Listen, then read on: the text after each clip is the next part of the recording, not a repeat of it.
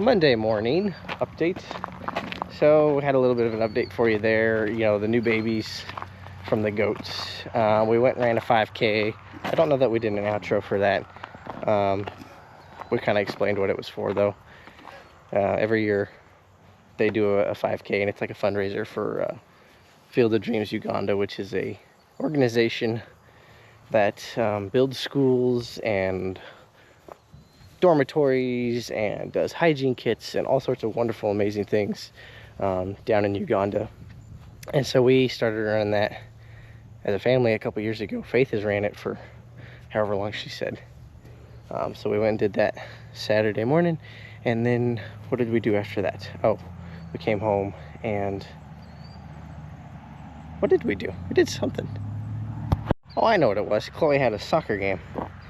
Right after that is what we did. And then we came home and did chores and all the other fun stuff. And then yesterday went to church and ran up to Springfield. We took the where's it at? Blue trailer. Took the blue trailer and we got a trailer load of coolers. And I'm going to show that here because it's quite the impressive stack of coolers in here. And they'll stack them in the old barn here. There you go. A whole bunch of 150 quart coolers. Now those are for, if you guys remember, we did a video, we went and dropped off some butcher beef cows at the butcher. So those coolers are for when we go pick them up. And some of those cows were purchased by some friends of ours in Colorado, and they have arranged with us to deliver them. So we are going to, once the kids get out of school, drive to the butcher shop, load them up into the coolers, and head to Colorado. That was another reason we decided to go ahead and move the purchase of a new truck up in priority, was because we're planning this big trip of beef delivery. And while I have no doubt that my old Dodge would have done it, if it had been just me, no problem. But breaking down on the side of the road, middle of Kansas, with a couple of kids and a wife, just didn't sound fun. So, for any of us, none of us thought that sounded like a good idea. Which, don't get me wrong, the new truck very well could break down on the side of the road in Kansas. But it won't be my fault because I've not had this truck long enough to do any work to it. So if you also noticed, the John Deere is here. I went Saturday after Chloe's soccer game and chores and everything like that. I was gonna go start hauling some hay. We talked about that. I made some hay for a guy, and the Deutz is still at that hay field because I gotta haul my half of the hay off. And so I was gonna move the John Deere over to the haystack at the other place where that hay is going to get stacked. And when I pulled it on the trailer, she suddenly sprung a massive hydraulic leak and was pouring hydraulic oil all over the floor of the trailer, and diagnosed it to be this main supply line. So this is the main charge line to the remote housing in the back. So not that big a deal. Ty pulled that off this morning. I'm gonna go get a new one of these made, get some fluid, probably gonna buy some oil. Since it's here at the shop, we'll change the oil. It's needed to be changed anyways. I've already got a filter for it. Change the oil. And we've been having some trouble with the batteries. So we're seeing these batteries are 5 years old. More than likely the batteries are the problem. I have not done any diagnosing. I've just been jumping the tractor. We've talked about that in several videos. But we're going to see if we can get these batteries to recondition. This charger has a whatever cycle that is called. I can't remember off the top of my head right now. See if it can break the crystals up and make those batteries last a little bit longer. If not, we'll go get some new batteries. Not that big a deal, but gonna do chores this morning. Gonna catch a horse, go tag some calves.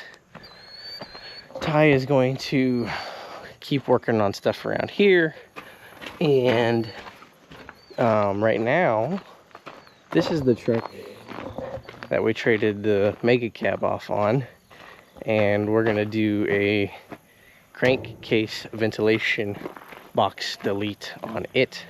That's a very common problem on these 6.7 Power Strokes. It was a problem on mine that I had. We actually just changed the filter on that, but since then, you know, a lot of stuff has come out. We talked about putting a 23 box on that one, but we decided to just go ahead and we're just gonna, you know, we don't have emissions testing here in this area, so we're just gonna delete it old school way, you know, run a tube down, and that becomes your blow-by tube. So a lot of stuff going on Monday.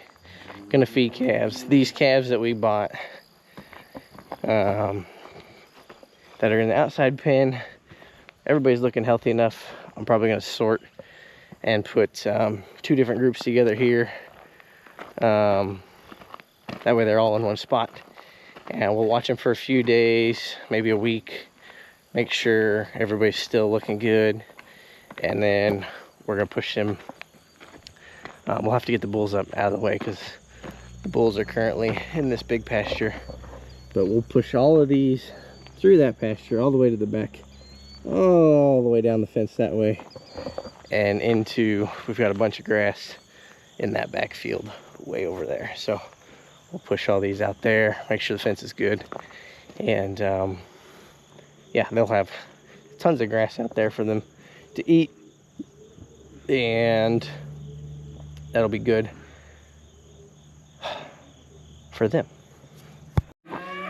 I was just going to clarify that truck that we traded for is not being kept. The only reason I traded the mega cab off on it was because they didn't give me a very good offer on my mega cab for trading in on the new truck. And so a buddy of mine had that Power Stroke, and he's like, well, I traded you this Power Stroke. And I was like, well, book value, you know, that Power Stroke's worth quite a bit more, you know. And he was like, yeah, I know. I was like, okay. So we traded that just to have increased trade value. The dealership did offer me more money for that white Power Stroke, but not enough that I was like, yeah, here you go. So we're going to, like I said, do a little bit of work on it, make it shine, and then it'll be for sale. It's for sale now, actually. I've got several people interested in it. I got to go finish getting it titled and all that good stuff. And this truck is for sale, and if it sells, we're going to put a bale bed on the white truck. But more than likely this one won't sell. I've had several people interested in that, but I've told everybody, it's like, I gotta have, you know, to make it worthwhile of upgrading, I gotta have quite a bit out of this old truck, and I don't know if it's really worth that. I mean, it's worth it to me. That doesn't mean it's what it's worth to somebody else. So whatever, trading trucks is a nightmare, but it's something I do every once in a while. All right, I'm gonna feed these guys their grain, get them all sorted up. Looks like I might have one to doctor over here. I was looking, you can see through the fence, there's a red one hanging her head down right there, right there. She doesn't look like she's feeling too good, so probably better take her temperature and doctor her up a little bit.